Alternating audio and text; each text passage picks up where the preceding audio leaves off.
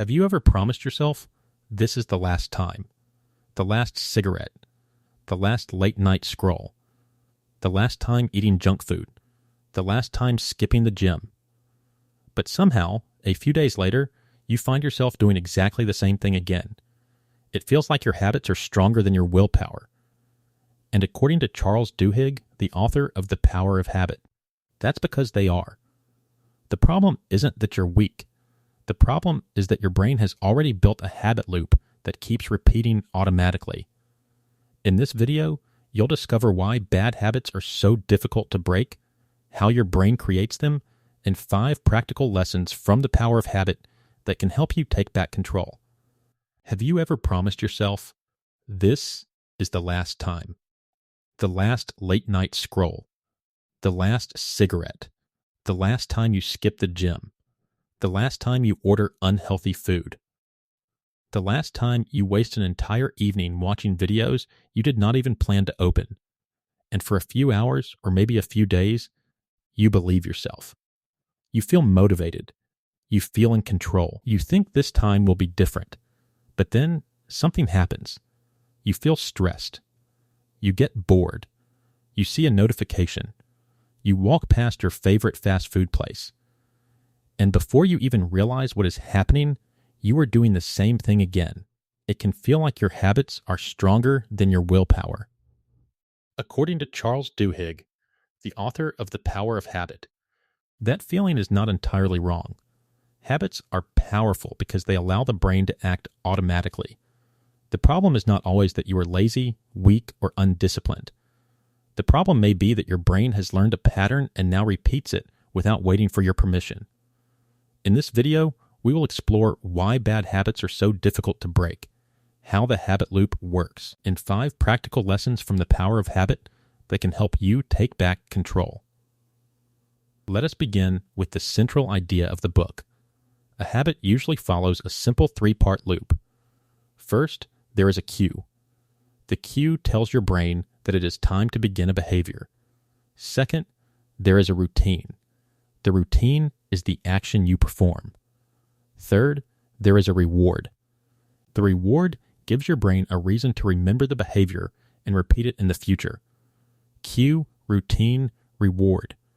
Imagine that every afternoon you feel tired at work. That tired feeling is the cue. You walk to the kitchen and buy a sugary snack. That is the routine. You feel more energetic, take a break, and speak to your colleagues. That is the reward. After repeating this pattern several times, your brain starts connecting the afternoon feeling with the snack. Eventually, you may buy the snack without making a conscious decision. You do not stop to ask whether you are truly hungry. The behavior begins automatically. This is what makes habits useful. You do not need to make a fresh decision every time you brush your teeth, tie your shoes, or make your morning coffee. The brain saves energy by turning repeated behaviors into automatic routines. But the same system can also lock you into behaviors you no longer want. That leads to the first lesson. Lesson 1. A bad habit is often solving a real problem. Most people try to change habits by attacking the behavior. They say, stop scrolling, stop eating junk food, stop procrastinating, stop checking your phone. But the behavior may be serving a purpose. You may scroll because you are bored. You may eat because you feel stressed. You may procrastinate because the task feels unclear or overwhelming. You may check your phone because you want connection, relief, stimulation, or escape. The routine may be harmful, but the need behind it may be real. That is why simply removing the habit can feel so difficult. You are not only removing a behavior, you are removing a solution your brain has learned to use. For example, imagine that every evening after work, you sit on the sofa and begin scrolling through social media. You may tell yourself that the problem is your phone, but perhaps the real cue is mental exhaustion. The routine is scrolling. The reward is relief. For a short time, you do not need to think, plan, or make decisions. If you remove the phone without replacing the reward, your brain will continue searching for another escape. You may start watching television, eating snacks, or opening a different app. The behavior changes, but the underlying pattern remains. So before trying to break a habit, ask 3 questions. What usually happens immediately before this behavior? What feeling am I trying to change? What reward am I actually receiving? The answer may not be obvious at first. You may think you want coffee, but perhaps you really want a break. You may think you want social media, but perhaps you really want contact with other people. You may think you want food, but perhaps you really want comfort. Once you understand the real reward, you can begin creating a better routine. Lesson 2. Do not remove the habit loop, change the routine. One of the most practical ideas in the power of habit is that changing a habit is often easier than completely destroying it. The cue may remain. The reward may remain. But the routine can change. Imagine that stress is your cue. Your current routine is eating something unhealthy. The reward is comfort and a short mental break. Instead of trying to eliminate stress, which may be impossible, you could replace the routine. You might walk for 10 minutes. Call a friend. Make tea. Listen to one song. Write down what is worrying you. The new routine must provide a similar reward. This is important. A replacement habit cannot be chosen randomly. If the old behavior gave you relief, the new one must also provide some form of relief. If the old behavior gave you social connection, replacing it with a lonely activity may not work. If the old behavior gave you excitement, the new routine must feel interesting enough to compete. This is why vague advice often fails. Telling someone to just stop does not explain what they should do when the cue appears. A better plan sounds like this. When I feel the urge to check social media while working, I will write the urge on a piece of paper and wait until my scheduled break. Or, when I feel stressed and want unhealthy food, I will first drink water and walk outside for 5 minutes. The goal is not to pretend the craving does not exist. The goal is to respond to it differently. At first, the new routine may feel unnatural. That is normal. The old behavior has been repeated many times. The new behavior has not. You are not only making a decision, you are teaching your brain a new pattern. Lesson 3. Craving is what makes the loop powerful. The cue starts the habit. The routine performs the behavior. The reward completes the loop. But there is another force working in the background. Craving, over time, the brain begins expecting the reward before it arrives. That expectation creates the urge to perform the routine. Think about hearing a notification sound.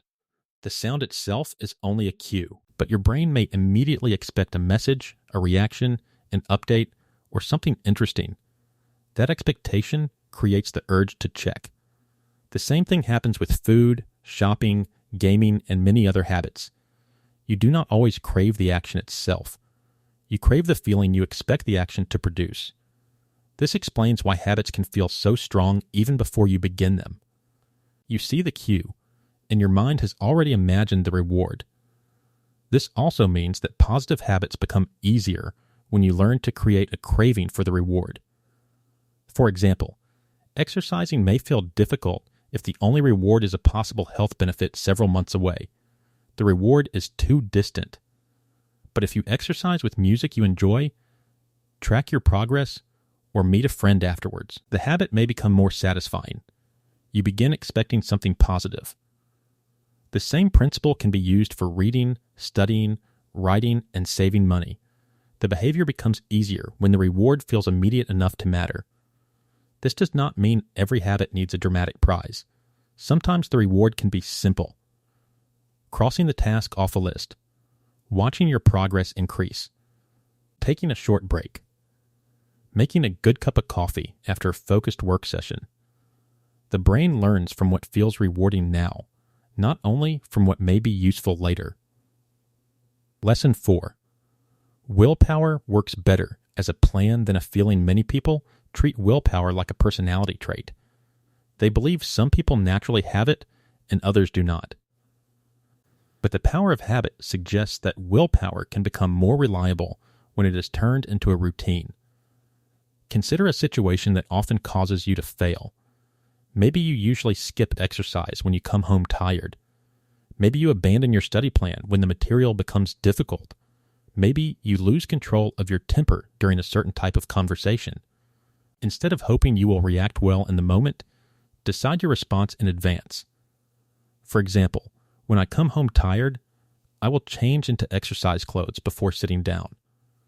When I feel stuck while studying, I will work on the problem for 10 more minutes before taking a break. When a conversation becomes tense, I will pause and lower my voice before replying. This is sometimes called an implementation intention. You identify the difficult moment and create a planned response. The plan reduces the number of decisions you must make under pressure. That matters because the worst time to design a good response is often when you are stressed, tired, angry, or tempted. In those moments, your brain will usually prefer the familiar routine. Planning ahead gives you a script to follow. The goal is not to become perfectly disciplined. The goal is to make the desired behavior easier to perform when your emotions are working against you. Lesson 5. Some habits change more than one area of your life. Charles Duhigg describes certain behaviors as keystone habits. These are habits that create effects beyond the behavior itself. For example, regular exercise may improve more than physical fitness. It may also improve sleep, mood, energy, confidence, and food choices. Planning your day may help you complete more work, but it may also reduce stress and improve your ability to say no. Tracking spending may help you save money, but it may also make you more aware of emotional shopping. A keystone habit creates a chain reaction. This is useful because people often try to change too many things at once. They attempt to wake up early, exercise every day, eat perfectly, stop using social media, read more, work harder, and sleep earlier. That creates pressure. When one behavior fails, they feel that the entire plan has failed. A better approach is to choose one habit that may positively influence several others. For many people, that habit could be preparing tomorrow's priorities the night before, taking a daily walk, keeping the phone outside the bedroom, writing down every expense, completing one focused work session each morning. The best keystone habit depends on your life. The question is, which single behavior would make several other good behaviors easier? Start there. Why belief matters there is another important idea in the book. People often know how to change, but they do not fully believe that change is possible. This becomes especially important during difficult moments. A new habit may work for several days. Then, life becomes stressful. You make one mistake. You miss one workout. You waste one evening. You return to the old behavior. At that moment, belief determines what happens next. You may say, I have failed again. I never change. Or you may say, I return to the old routine once. That does not mean I need to repeat it tomorrow. Real change rarely happens in a perfect straight line. There are good days and bad days. There are moments of progress and moments of relapse. Belief does not mean pretending change is easy. It means believing that one mistake does not erase the ability to continue. Support from other people can make this belief stronger. That support may come from a friend, a group, a coach, a family member, or even a community built around the same goal. When motivation becomes weak, connection can help you continue. Does the power of habit still hold up? The book offers a powerful and easy-to-understand framework. The cue, routine, and reward loop helps people examine behavior instead of simply blaming themselves. However, not every habit is simple. Some behaviors are influenced by mental health, addiction, trauma, financial stress, environment, or medical conditions. In those situations, changing the routine may not be enough. Professional support may be necessary. The habit loop is a useful starting point, but it should not be treated as a complete explanation for every human behavior. It is also important to remember that knowing the loop is not the same as changing it. You can understand your habit perfectly and still struggle to act differently. Change requires repetition. The new response must be practiced many times before it starts feeling automatic. The value of the book is not that it gives you one magical solution. Its value is that it gives you a way to investigate your behavior. Instead of saying, I have no discipline, you can ask, what is the cue? What reward am I seeking? What routine could give me that reward without creating the same damage? Those questions are far more useful than self-criticism. A 7-day habit loop challenge here is a simple challenge you can try for the next 7 days. Choose one habit you want to understand. Do not choose 5. Choose 1. Each time the habit appears, write down 4 things. First, the cue. Where were you? What time was it? Who was around you? What were you feeling? Second, the routine. What exactly did you do? Third, the reward. How did you feel immediately afterwards? Did you feel relaxed? Entertained? Connected? Energized? Distracted? Fourth, test a replacement routine. Keep the same cue and aim for a similar reward, but change the behavior. If you usually scroll when bored, take a short walk or send a message to a friend. If you eat when stressed, try breathing, stretching, tea, or a short break. If you procrastinate because the task feels overwhelming, reduce the task to 5 minutes. At the end of the week, review your notes. Look for patterns. Perhaps the behavior always happens at the same time. Perhaps it appears after a certain emotion. Perhaps the reward is different from what you first believed. The goal is not to become perfect in 7 days. The goal is to stop treating your behavior like a mystery. Once you can see the loop, you have a better chance of changing it. Final thought: your habits are powerful, but they are not magic. They were learned through repetition, and through repetition, they can be changed.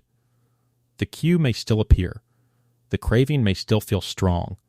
The old routine may still seem easier. But every time you choose a different response, you give your brain new evidence. You show it that stress does not always require scrolling. Boredom does not always require entertainment. Difficulty does not always require escape.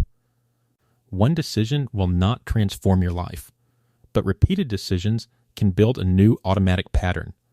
So do not begin by asking, how can I completely change myself?